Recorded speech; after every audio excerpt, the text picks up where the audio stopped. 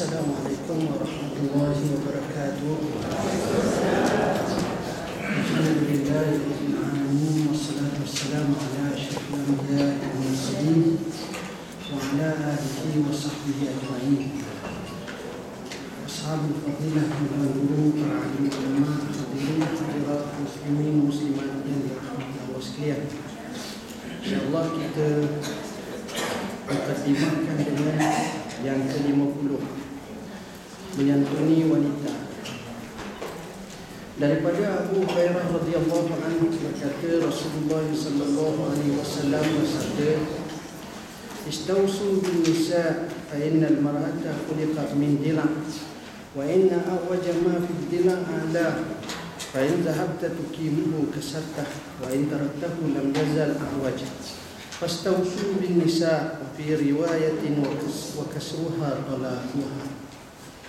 Maksudnya, wasiatkanlah dengan kebaikan terhadap wanita, kerana perempuan diciptakan dari tulang rusuk yang paling bengkok ialah yang pada tulang rusuk yang di atas.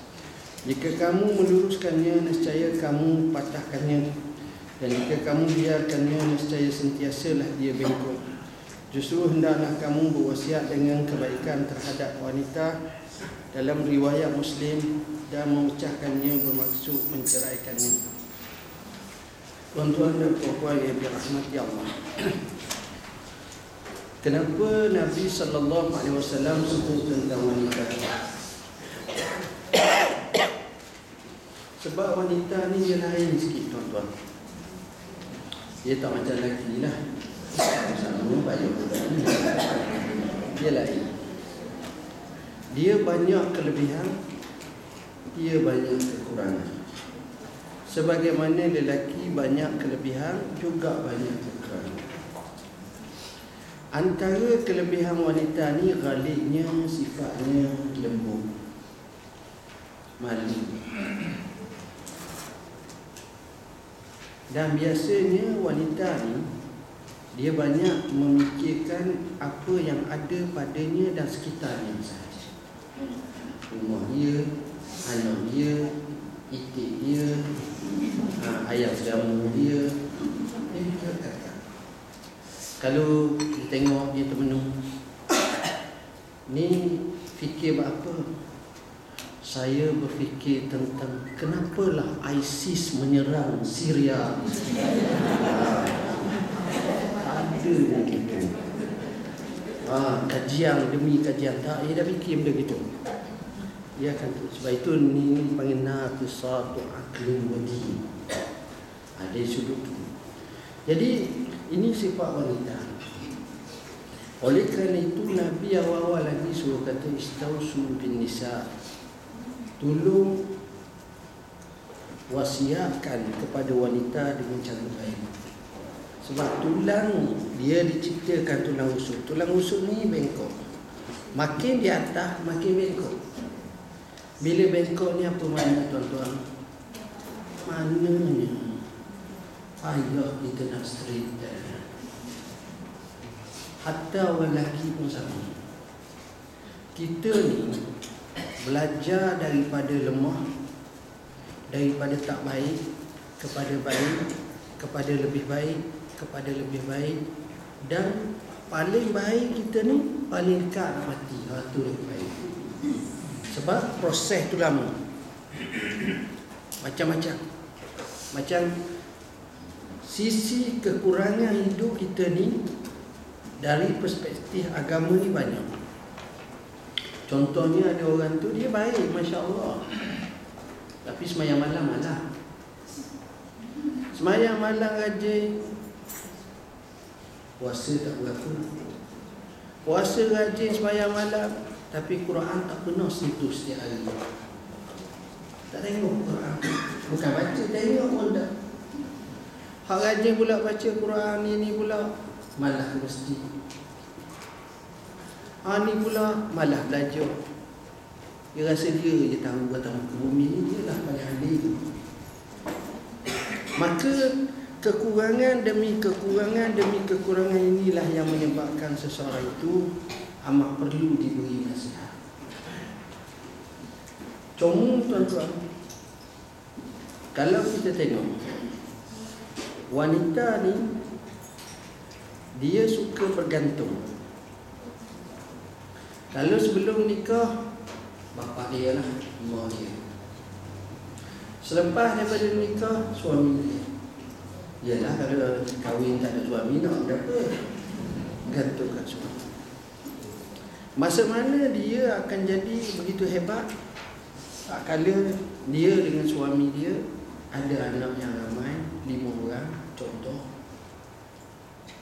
suami dia jaga dia baik, suami dia banyak sabar dengan dia, suami dia banyak asuh dia, ajak kebaikan. Tiba-tiba suami dia mati, tinggal sedikit aset yang hanya boleh meneruskan kehidupan yang kurang selesa. Boleh tapi kurang. Ketika itulah baru dia faham betapa beruntungnya dia punya suami dia, betapa senangnya hidup dia. Dulu kak kalau gas kak suami dia tak akan, ni dia sendiri nak anak-anak. Jadi letih, dia pun baru rasa, dia pun akan membina balik. Dan dia cuba mewatakkan daripada watak suami dia tu, dia masuk dalam jiwa dia. Pada masa itu, dialah ibu, dialah bapa. Masa tu dia hebat. Masa tu baru dia hebat. Masa tu baru dia independen. Pada masa itulah dia boleh mengatur kehidupan dengan sebaik. Sehingga kalau kita tengok, ramai di kalangan tokoh-tokoh ulama besar, biasanya dia adalah anak yatim. Mak dia boleh. Kenapa mak boleh mengambil sikap yang hebat? Kerana mengambil daripada bapa dan environment yang baik. Akhirnya dia dapat jaga, didik anak dia dengan secemerlang. Sejarah telah membuktikan hakikat itu. Jadi Islam mengajar supaya orang tengok sisi lebih, jangan tengok sisi kurang. Sisi kurang ni dia kena beri nasihat. Susah. Yang kedua, orang perempuan ni, dia buat dulu, lepas tu baru nak mikir. Dia bukan mikir dulu, orang lelaki fikir lama. Sebab tu dia kena kopi lama. Fikir tu lama, dia kena kopi dia. Cara tu mata tu lain. Cerita bagi, cerita semua. Datang seorang perempuan bertemu saya, bawa dia orang. Dia dah kenal saya kot. Masa tu saya nak minum pagi, keluar macam waktu macam ni lah. Dia kata, Ustaz, dia tengok saya pakai jubah, Ustaz lah. Ustaz, boleh saya nak cakap sekejap? Dia cakap, Ustaz, beginilah. Saya ingat saya nak bicara dengan suami saya. Saya jawab dia ada tingkat 3 tu, dia dah tahan dia bicara pasal. Saya tak tahan dengan suami saya. Biar. Saya tak apa lah, nanti naik tingkat 10 lah. Pukul 10 nanti saya sudah makan. Begini. Saya pun carilah nasi lemak oleh 2 buku. Lepas tu saya suruh mereka buat air. Naik atas tu, saya kata, cerita. Dia pun masuk bilik jabat, saya ni gini. Sudah saya tu, saya pun kata gini lah, kalau macam ni awak tak payah cakap. Saya bagi 50 riyal. Saya kata, nanti kalau awak duduk di wilayah persekutuan, kalau awak perlu, kita ada namanya jejak asnaf. Yang tu boleh pergi, tak ada masalah, boleh tanggung. Lepas tu hal isunya, sebenarnya awak ni saya lagi tak suami awak, bidah awak ikut pasal ni. Ini jadi senyap. Lepas tu tanya, dah bantuan macam mana nak dapat Ustaz? Ajak makan selesai masalah. Maknanya kalau kita pong pula, pong kata orang memang patut orang cegah ni, gagal. Mari daripada jauh, susah. Tengok.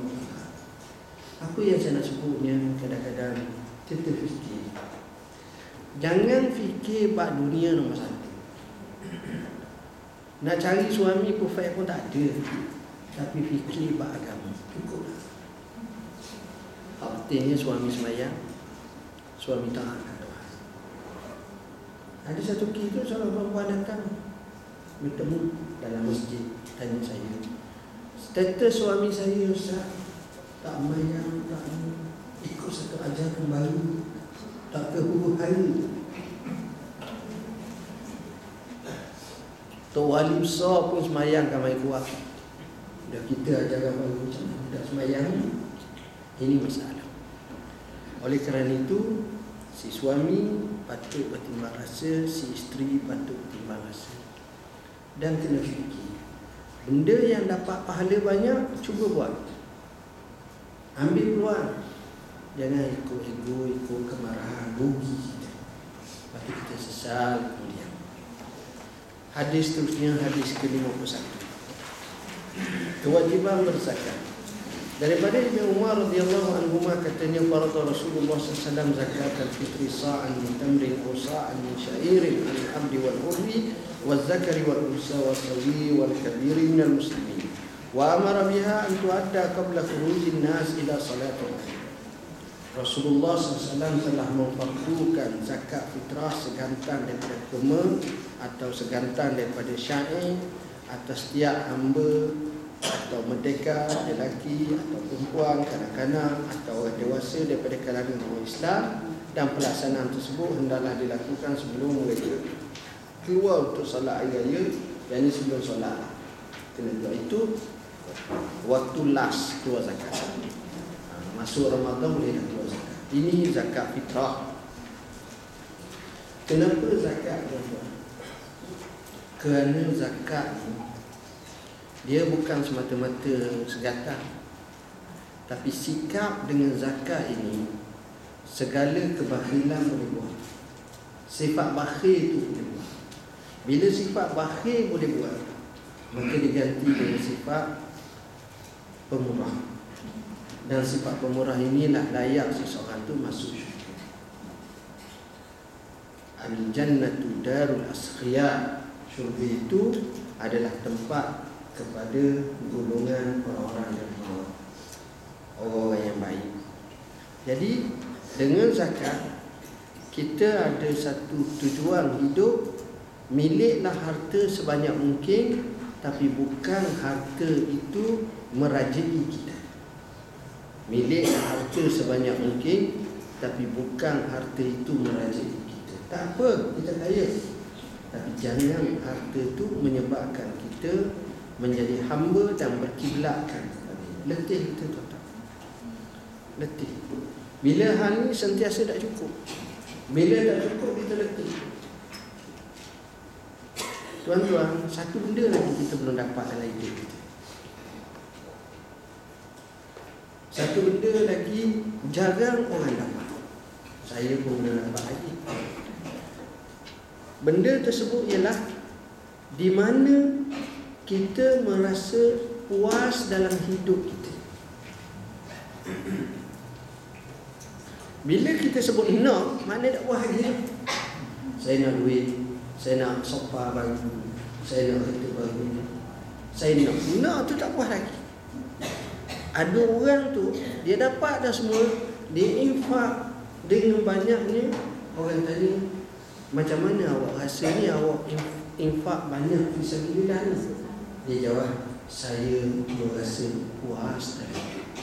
Tengok, yang ni orang tak ramai sampai. Yang ni payah sampai. Sebab kita terkejar-kejar. Kita banyak urusan-urusan yang belum settle, belum selesai, menyebabkan kita banyak benda yang kita tak puas, yang kita tak puas. Rugi kita tuan-tuan. Kalau boleh biar kita tutup mata perhatian kita dengan merasa raditu billahi rabba wa bil islam dinan wa bi muhammadin nabiyyan wa rasulah. Kita rela Tuhan kita. Ini yang kita nak. Hadis seterusnya, hadis yang ke-52 daripada Abdullah Ibn Amr Ibn Al-As radhiyallahu anhu bahawa seorang lelaki bertanya kepada Rasulullah SAW, apakah ajaran Islam yang lebih utama? Jawab Rasulullah SAW, tuti'imut ta'am wa taqra'us salam ala man arafta wa man lam ta'rif wa man lam ta'rif. Kamu memberi makan dan memberi salam kepada siapa yang kamu kenali dan tidak kenali. Beri salam. Tengok orang Assalamualaikum, tapi fahamlah syaratnya orang Islam, tahu dari kafir ayat salam. Jadi kita beri salam dan kita jawab salam. Kita beri makan dan beri salam. Orang kita kenal ataupun orang kita. Ini tujuannya tak lain tak bukan biasa macam ini menyebabkan hati itu jadi baik. Tuan-tuan nak bagi makan ke orang, bukan makna nak bagi makan.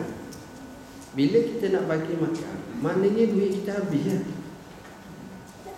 Makan lagi ramai, lagi banyak duit. Lagi sedap, lagi banyak duit. Tapi dalam keadaan keperluan kita macam itu, kita boleh juga bagi makan sama. Ini sikap yang terpuji. Bila kita boleh buat macam itu, maka terasa. Kita jamu orang sekali ya tuan-tuan. Tapi orang sebut dan ulang tu berkali-kali. Contohnya, ada kawan kita, dia temu kita sekali je. Syekh, mari, saya nak ajar makan nasi Arab special. Kamu makan. Makanan tu memang kena pada lidah dan pada tekuk kita. Sedap. Lepas tu tak temu-temu dia pun tak lain. Tuan-tuan tahu apa yang berlaku? Kita akan ulang kisah tu sampai berpuluh-puluh kali. Yang kawan kapun ni dah manja mi goreng je, tak sebut. 15 kali dah manja mi goreng. Kamu tak sebut aku belanja mi goreng. Yalah, aku nak sebut apa mi je. Tengok. Ya, belanja sebut. Ini baik. Bila kita macam ini, budaya. Supaya apa? Bila budaya memberi ini, memberi satu kesan yang cukup. Ajar anak-anak kita. Anak kita bagi kepada mak, bagi bapa, bagi pada mertua, bagi adik-beradik, supaya jangan ada sifat kedekutan dalam jiwa dia. Susah kedekut. Kadang-kadang dia mak gaji dia RM15,000 dah. Beri ke mak RM50, mak suruh beli. Mak RM50 tu saya beri diskaun 5% dia. Bayar RM45 dia mak. Betul mak. Ada orang kira itu dah 4 bulan kita bagi dah ke mak. Nak tu.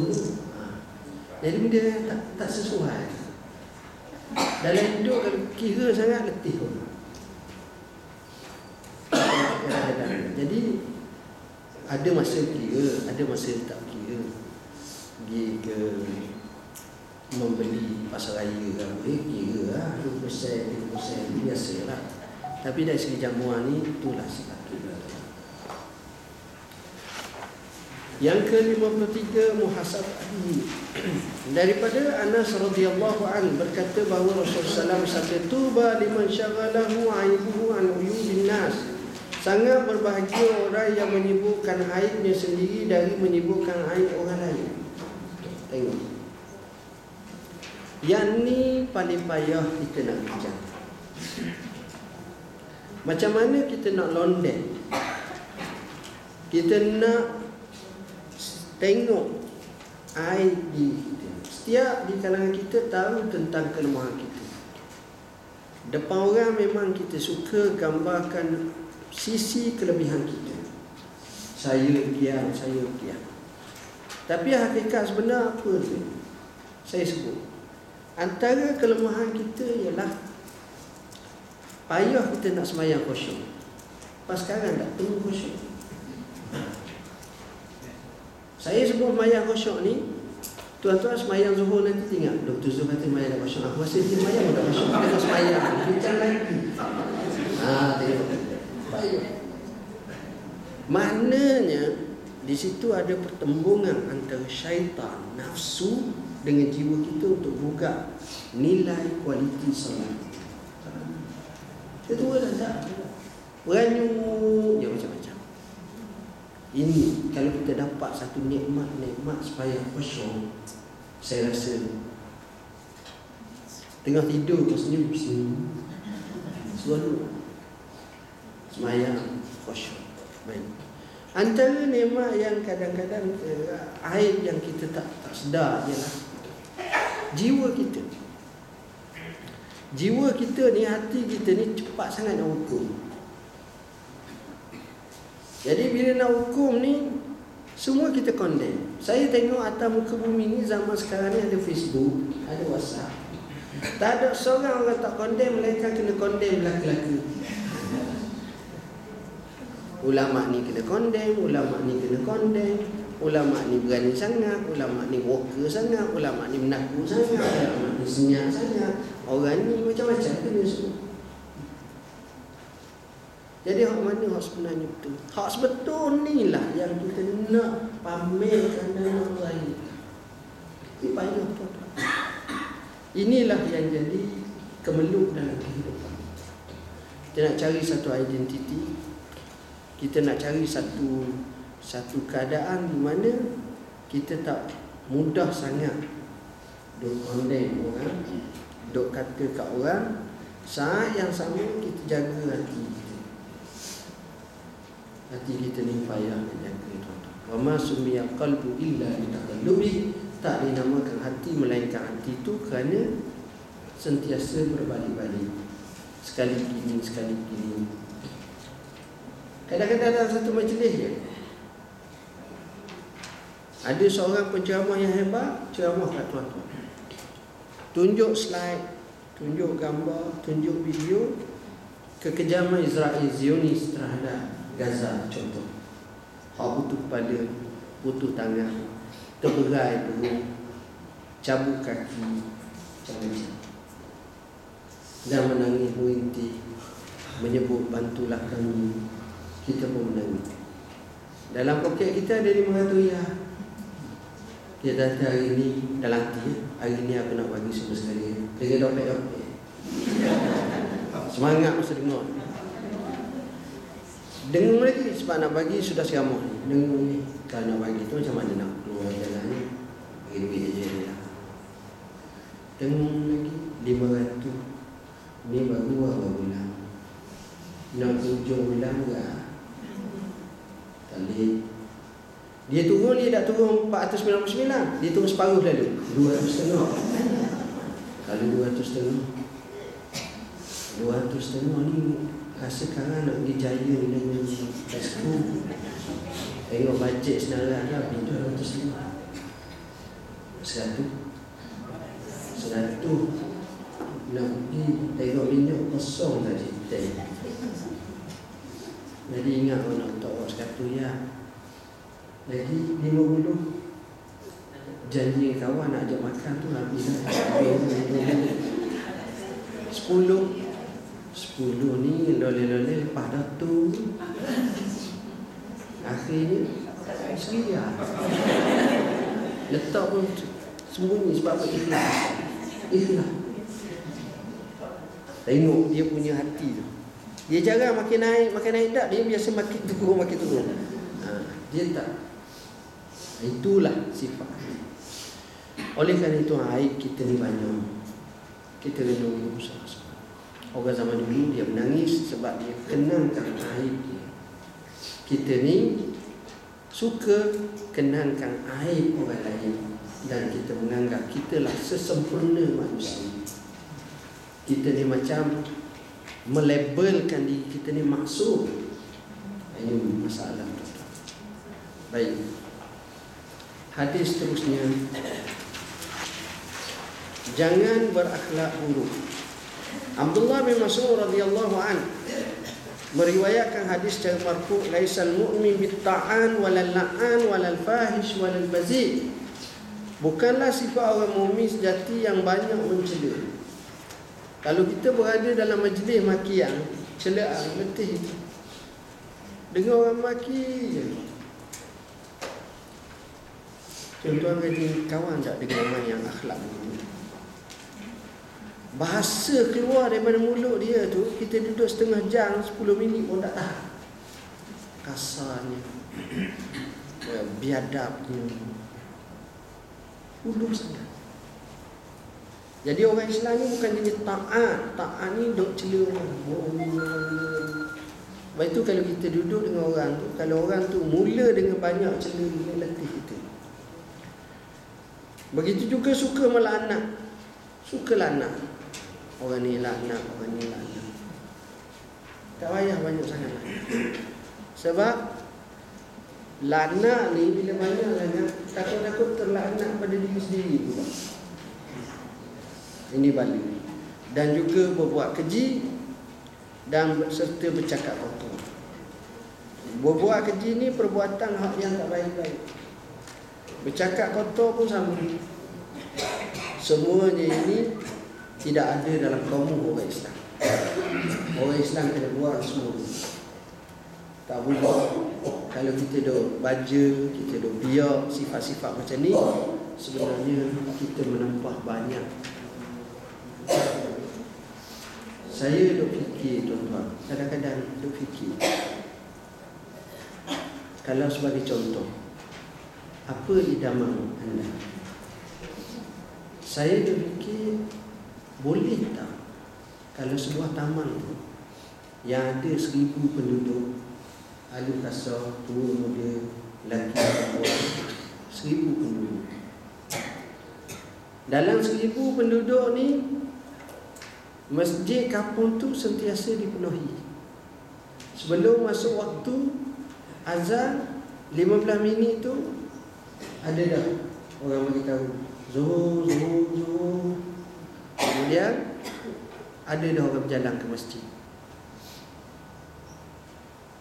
Masuk waktu azan, masjid orang sembahyang sunat. Sudah 10 minit sembahyang fardu. Sudah sembahyang fardu, dah takut sibuk, angkat tangan doa, masing-masing bebas. Masuk waktu asar bersama. Masyarakat pula semuanya sama-sama ada hubungan yang baik, yang akrab. Dia akrab ni tak mesti duduk kumpul lama-lama bercakap, jadi mengganggu. Sekejap, Assalamualaikum, apa khabar? Betul balik. Dia bincang banyak benda lah. Ni kena banyak ni masalahnya. Jadi kita nak satu situasi dan suasana macam ni. Orang kampung semuanya baik, masing-masing tutup aurat, masing-masing dalam keadaan bersalam, masing-masing duduk di rumah, duduk dalam keadaan baca Quran. Kau ni pegang tasbih, kau ni sedang fikir tengok kejadian alam, kau ni sedang baca buku, kau ni sedang baca majalah-majalah Islam. Jadi suasana-suasana baik ni jangan. Yang ini seolah-olah kita tak terasa. Macam mana kita nak pupuk balik semangat macam tu? Ayo. Kita nak baik pun tak jadi baik. Sebab suasana orang tak baik, jadi payah kita baik. Tak ada lagi kita tengok tempat kita suasana macam tu. Saya tak tahu bila akan berlaku. Nak kata kita tak boleh buat, itu bukan. Dalilnya masa kita pergi Mekah, kita rajin pada orang Mekah semayang. Sungguh. Orang Mekah jaga kedai lambat pergi semayang masjid. Kita ke sebelah kita. Orang Mekah jadi heran. Tapi lama tak heran dah. Sungguh saya cakap Islam. Rajin. Kalau dia makan malam, pagi, subuh tu, dia tanya, apa dia? Awak pergi masjid malam apa? Nak main subuh ni? Dia kata, 4 hari. Saya pergi ke hidup. Kawan dia kata, Syekh, anda apa satu? Kawan dia kata, tak usah cakap banyak lah. Anda pergi balik makan, terus pergi lalu, bersembilan hidup. Kamu sungguh. Sungguh. Ini orang Melayu semua ni. Bukan orang daripada alien mana. Mana dia boleh buat? Kalau dia nak, dia boleh buat. Bukan satu benda yang asing. Tapi bila dah duduk kampung, sebab tahu dah, orang ni lambat, orang ni lambat. Tunggu ngajak pun lambat. Jadi tak kisah. Dia dalam keadaan ni, kita boleh buat. Fikir betul-betul, insya-Allah. Tapi jangan sebut hak kampung lagi, sebab kampung ni besar. Keluarga. Sebelum keluarga ni, kita dulu. Lepas kita, bini kita, isteri suami kita, anak kita, keluarga kita. Oh, kalau dapat. Lepas tu, jarak, ajak semua. Akhirnya semua jadi baik. Yang ni kita dambakan, insyaAllah. Yang ke-55, mencari pembantu setia. Daripada Abu Sa'id Al-Khudri radhiyallahu anhu, katanya Rasulullah sallallahu alaihi wasallam sabda, "Ma ba'asallahu min nabiyyin wa lastakhlafa min khalifatin illa kanat lahu bitanatani, bitanatun ta'muruhu bil ma'ruf wa takhussuhu alayhi, wa bitanatun ta'muruhu bisyarri wa takhussuhu alayhi, wal ma'sumu man asama Allah." Tidaklah Allah membangkitkan Nabi dan tidaklah menggantikan daripadanya khalifah kecuali baginya dua pembantu. Pembantu yang menyuruhnya amal ma'ruf dan menggesa ke arahnya, dan pembantu yang menyuruhnya ke arah kejahatan serta menggesanya. Sedangkan yang maksum ialah siapa yang Allah diagimi. Tuan-tuan, kita tengok orang baik. Kenapa orang tu baik? Cuba kaji kenapa orang tu baik. Kita tengok orang baik. Kenapa orang tu baik? Orang tu baik kerana dia baik. Itu seorang dia. Namanya Nabi, namanya Rasul, itu memang dia lah. Sebab Allah maksudlah dia. Dia tak ada orang jahat. Nabi tak ada orang jahat tuan-tuan. Dia baik ni. Sebab dia maksud, ismah. Kita ni ada dua. Ada nafsu, ada akal, ada hati. Jadi dok bergaduh berlawan dalam mana konflik. Jadi bagi orang lain, bila dia baik, sebenarnya carilah mana-mana orang baik, dia ada syarat nak jadi baik. Kenapa saya baik? Saya ni bukan saya lah, mana kita lah. Kenapa saya baik? Tuan-tuan, orang akan tengok, rupa-rupanya saya ada abang baik, saya ada mak baik, saya ada keluarga baik. Tengok, saya ada isteri baik, saya ada suami baik, maka saya pun baik juga. Tengok, artinya setiap yang baik ni ada orang yang di sekelilingnya baik. Kenapa orang tu baik? Sebab dia ada kawan baik, jadi dia pun jadi baik. Kalau kawan tak baik, dia tak nak jadi baik pun payah. Kawan baik, ini pengaruh besar kawan. Contoh, ni yang perempuan ni, rumah dia ni bersih sangat dah, tapi kotor pun dah, boleh tahan je lah. Nak banyak-banyak sangat tak boleh slip disc kaki belakang juga. Jadi rumah dia biasa je lah. Campur pula anak 5 6, jadi ala Melayu biasa. Orang gaji pun tak ada, biasa lah ala Melayu. Jadi satu hari itu adalah kawan dia datang ajak mari bawa. Dia pun pergilah rumah datang tu, tengok bilik air tu bersih, berkeluarga rumah. Lepas tu tengok pula sofanya, tengok pula ni pula bersih, licin, kemat. Cara makan pula dia pun jadi segan. Pijak pun cari-cari tapak sesuai dengan pijak. Kemahnya. Selepas sebulan, datang tu telefon dia, Haji Aminah, ya, saya nak datang rumah lah. Bila? Kata dia. Inilah dalam sejam setengah. Nak kata tak boleh, malu. Sebab apa nanti nak datang? Kebetulan saya dekat ke kampung aja, dekat sangat.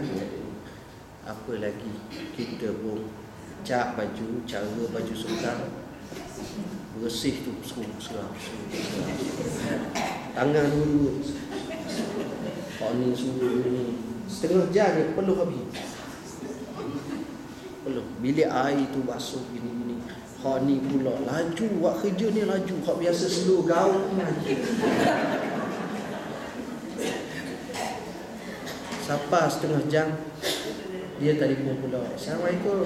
Jah, saya ingat saya tak jadilah. Okeylah. Saya tak apa, saya tak marah, tak ada. Letak lagi.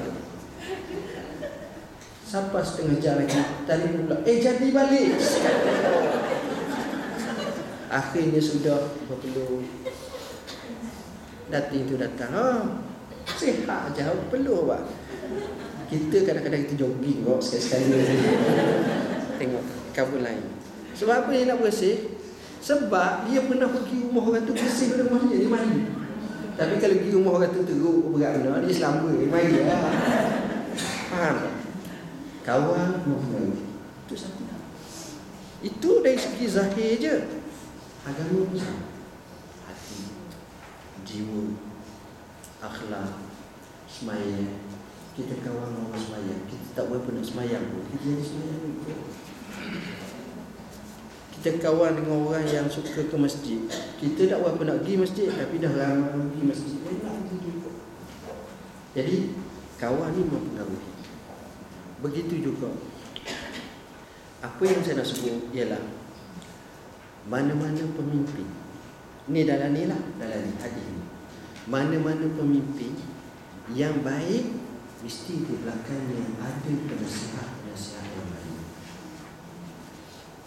Bukan mesti penasihat 20%. Bukan. Penasihat ni bitanah ta'muru bil ma'ruf wa tahussuh. Tuan-tuan baca sejarah pemimpin Islam.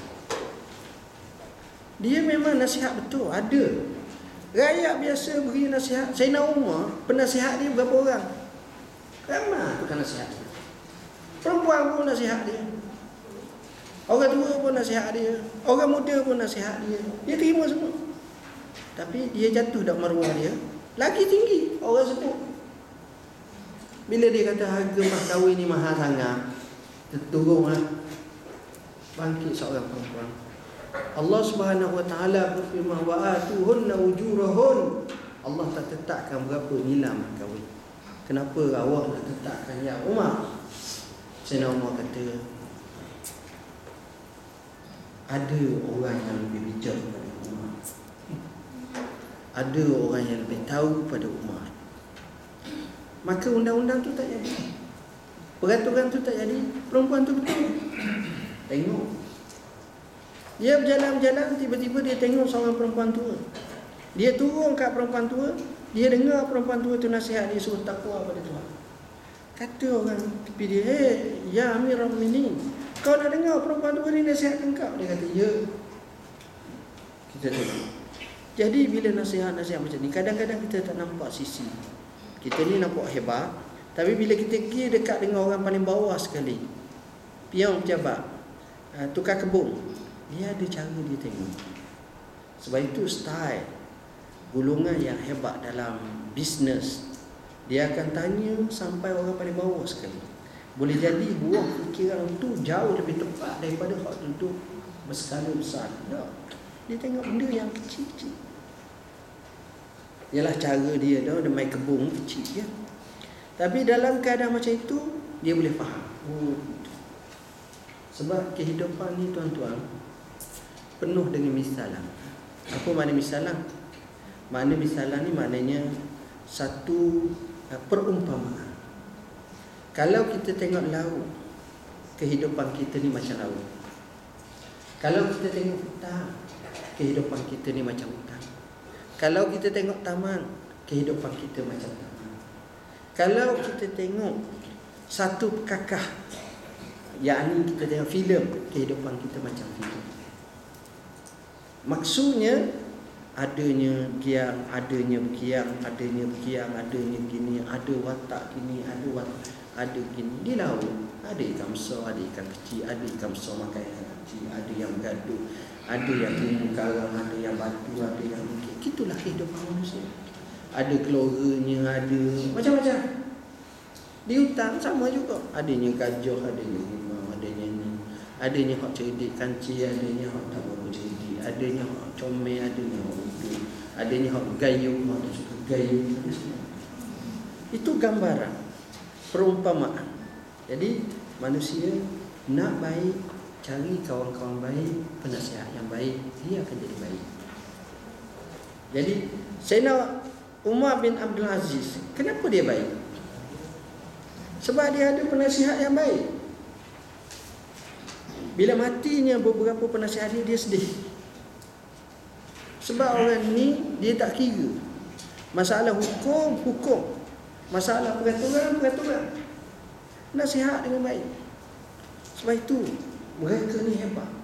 Ada orang nasihat jenis worker dulu tak macam worker sekarang. Worker dulu tu dia lain, dia memang orang kata lain lah, nampak kuat dia lain tak. Ini yang kita nak sangat dalam hidup kita. Semoga kita dapat kawan-kawan yang baik, isteri kita yang baik, suami kita yang baik, anak-anak kita yang baik, semua akan jadi baik. Hati pun tenang, jiwa pun tenang, insya-Allah. 56. Kemuliaan memberi. Daripada Abi Umamah Al-Bahili radhiyallahu anhu, Rasulullah SAW bersabda, "Ya ibn Adam, innaka in tabzul al-fadla khairul laka wa in tumsikuhu syarrul laka wa la tulamu ala kafa wabda biman ta'un wal yadu ya khairun minal yadi sufla." Hai anak Adam, jika kamu gunakan kurniaan kelebihan adalah lebih baik bagimu, dan jika kamu memegangnya tidak menggunakannya maka adalah lebih jahat bagimu. Tengok. Apa makna? Kalau boleh, aset yang kita ada ni menyebabkan kita dipahlakan Allah SWT. Apa benda? Aset yang kita ada ni kita dipahlakan oleh Allah.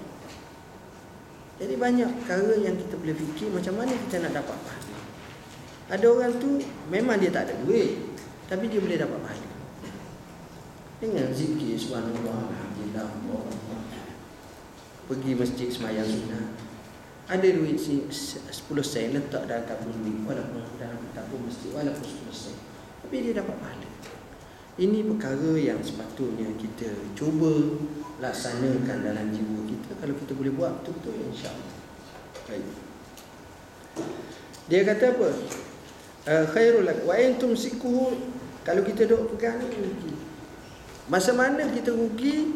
Masa nyawa dihukum, ketika tu harta kita banyak tapi kita tak dapat manfaat langsung.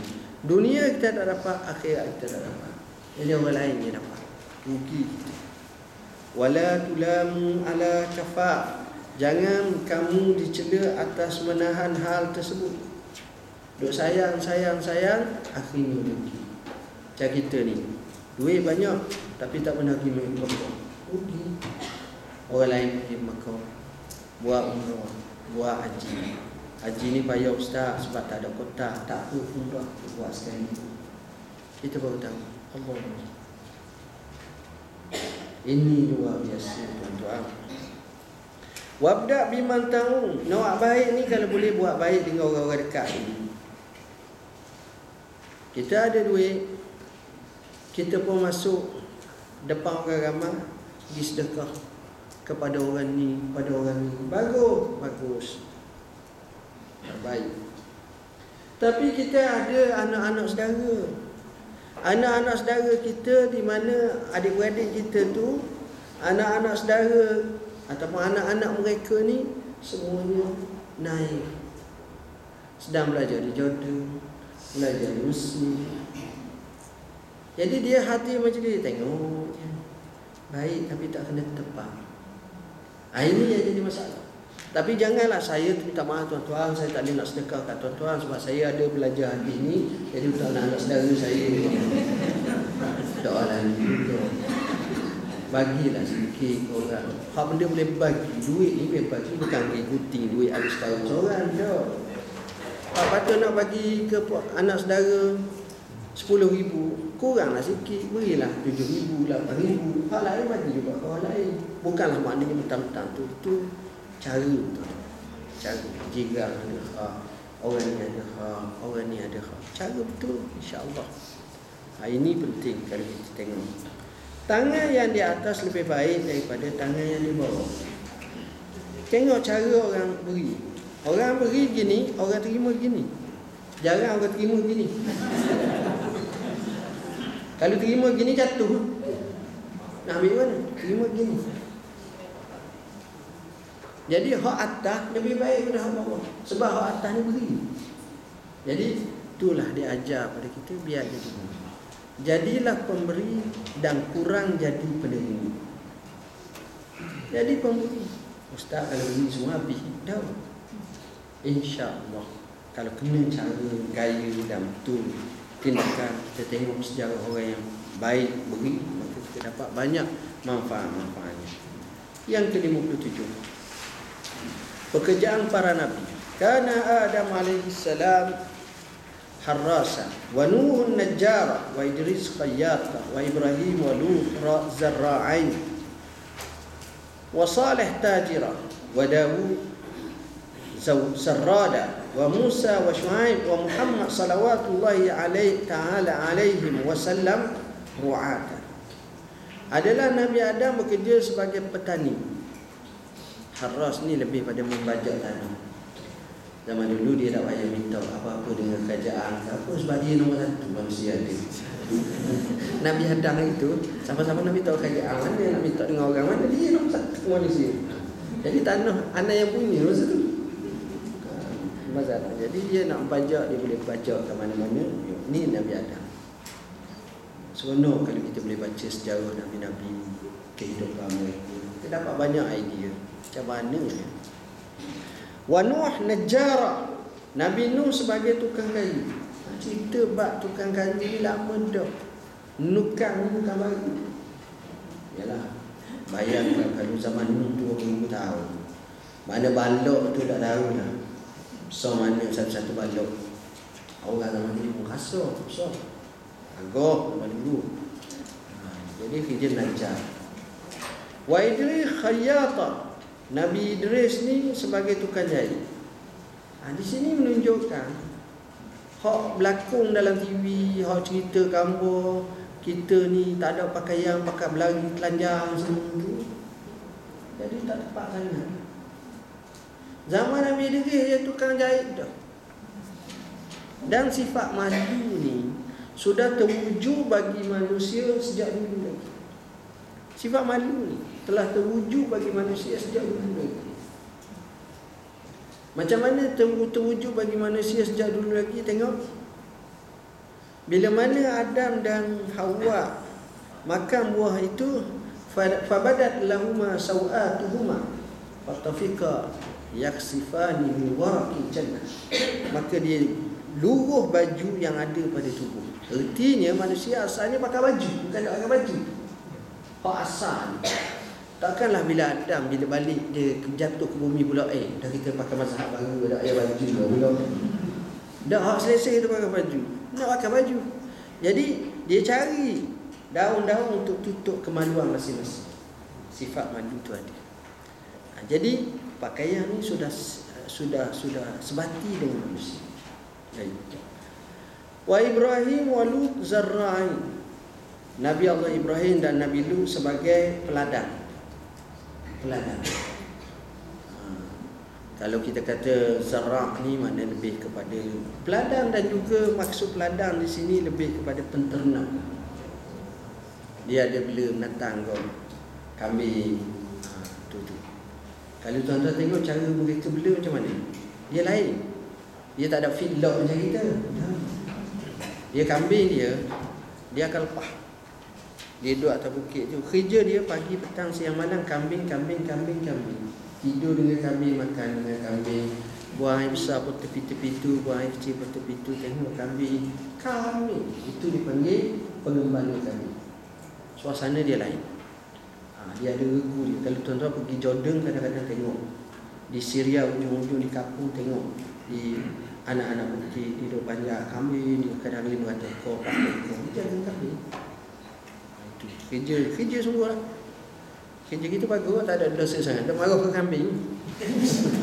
Dia marah ke kambing, orang bas ke dia. Gitu je lah. Baik. Wa Salih tajira, Nabi Allah Salih ni sebagai peniaga. Duk nega. Wa Musa wa Dawud zarrada, Nabi Daud ni tukang besi. Dia boleh lembutkan besi. pakaian, penyangga, senjata. Wa Musa wa Syuaib wa Muhammad salawatullahi ta'ala alaihi wasallam mu'ada. Dia adalah mentena. Nabi ini pernah mentena. Sebab apa mentena kambing? Dengan sifat kambing itu, dia pandai susuk atur, menyebabkan nak tarbiyah manusia lagi mudah. Bagus juga tengok-tengok cara kambing, dengan liarnya, dengan kepalanya, dengan nak ambil makan, tanaman orangnya. Jadi dia mengajar, melatih. Jangan dia tarik lawa. Itu dia ada. Kalau dia tengok makanan orang, biar makan. Itu tak betul lah. Itu rosak tak boleh. 58. Pintu-pintu kebaikan.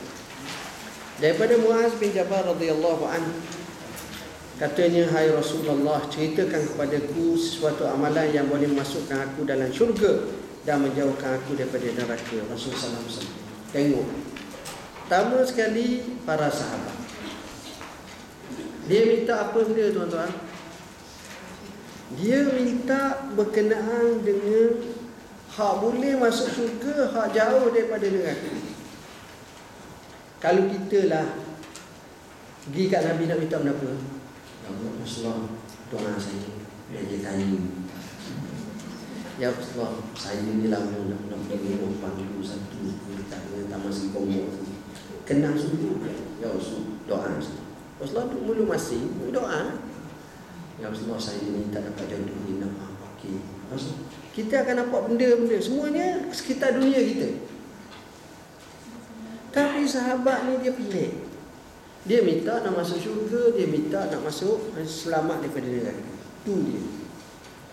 Maka jawab Rasulullah SAW, laqad sa'altan azim. Kamu ni minta benda besar sangat. Bagus. Nak minta masuk syurga dan nak minta jauh daripada neraka. Wa innahu la yasirun ala man yassarahu Allah Ta'ala alaih. Benda ni mudah bagi Allah, beri mudah pada dia. Tengok. Apa makna? Bahasa ni kadang-kadang ada orang tu rumah dia dekat masjid. Sekali pun ada dia masjid. Dekat Jaya ni, walaupun Jaya dia. Ada orang tu rumah dia jauh daripada masjid, tapi muka dia ada dalam masjid. Bagi orang tu, hak jauh tu, bagi dia pergi masjid mudah. Dan ramai lagi hak jauh dah pergi masjid. Sebab tak nampak jauh. Itu tak apalah. Hak dekat ni baginya nak pergi masjid payuh. Nak jakoh ke masjid kat dalam Allah dekat ni payuh. Susah. Tapi yang ni ya Allah mudahnya. Jadi hak mudah ni kita tengok. Kita ada anak. Kita kata, wahai anak-anak sekalian, kita pakat derma lah kepada maklum tu. Siang maklum tu, maklum mati dah dulu. Anak ni buat keluar 500 riyal selamba, ambil mak, bagi maklum. Anak ni 50 riyal ketar tangan macam Parkinson. Mana nak ketar tangan? Tak tahu ada ketar gini. Biasa tak ketar. Kalau ada masuk ketar, ada keluar ketar. Kadang-kadang. Maknanya hak 500 tu selamba je. Allah mudah. Tapi hak 50 ni tu muncul tu lepas bini dia beri kat bang. Allah apa ki ke benda. Mari boleh beli ayam katik 300 riyal.